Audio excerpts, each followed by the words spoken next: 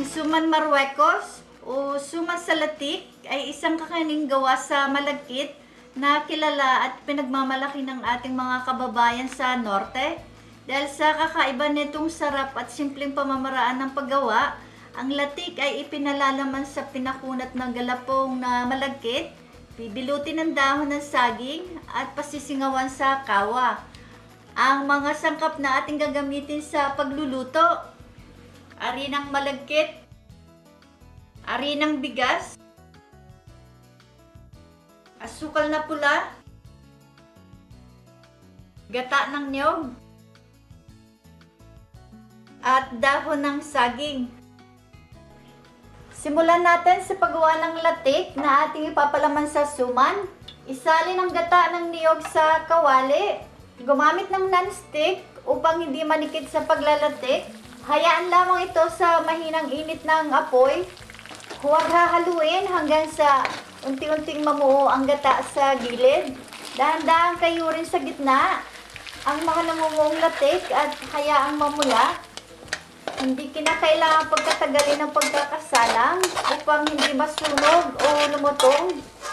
Hanguin at salain. Ilagay sa isang tabi. Palamigin habang gumagawa tayo ng suman. Ibuhos naman ang isang bahagi ng gata ng niyog sa kawali. Isunod ang asukal na pula, puti, dinurog na paldo o palm sugar ay ang mga maaaring pamalit.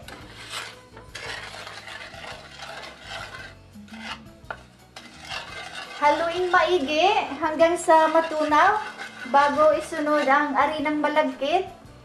Walang tigil na paghalo ang gawin. Kung nais na maganda at tradisyonal na pamamaraan, magbabad ng malagkit magdamag at gilingin sa blender. Isunod naman ang arinang bigas. Patuloy pa ring haluin hanggang sa matunaw at walang namumuong arina bago ilagay sa katamtamang init ang apoy. Walang pagkakaiba sa paggawa ng kalamay ang prosesong ito. Walang humpay na paghalo hanggang hindi nakukuha ang tama at nais na kunat, at upang huwag manikit at magpantay ang pagkakaluto. Kung nais, maaaring patakan ng langis ng latik upang makaragdag ng lasa ng ating suman.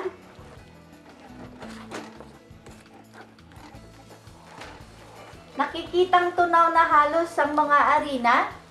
Sindihan ng apoy at ilagay sa katamtamang antas ng init. Patuloy na paghalo ang gawin hanggang sa kumunat at kuminis ang galapong.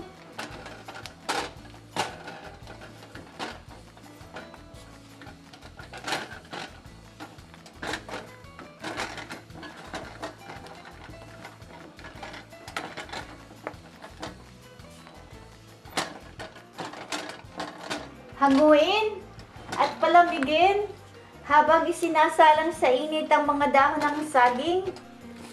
Pahiran ng langis ng niyog ang pinagpatong na 2 pirasong dahon ng saging.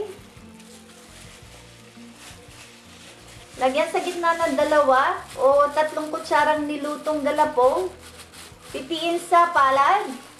Maaaring gumamit ng kamay na may langis ng niyog upang huwag manikid. Palamnan sa gitna ng latik, ikalat pahaba, bago tiklopin hanggang sa maitago ang palamang latik. Hubugin ng maayos, pahaba ng panipis o pabilog kung nais. Tulad ng proseso sa pagbibilot ng suman, kunin ang sa harapang bahagi ng dahon ng saging, itiklop hanggang sa magkapanagpo ang kabilang bahagi. Diinan ng daliri ang hangganan ng palaman at tiklupin ang dahon papuntang gitna. Ganoon din ang gawin sa kabilang bahagi ng dahon.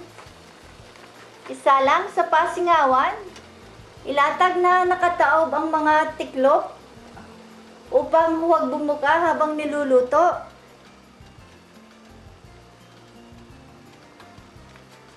Takpan at pasingawan ng 30 minuto. Patayin ang apoy, hanguin, at palamigin bago ihain.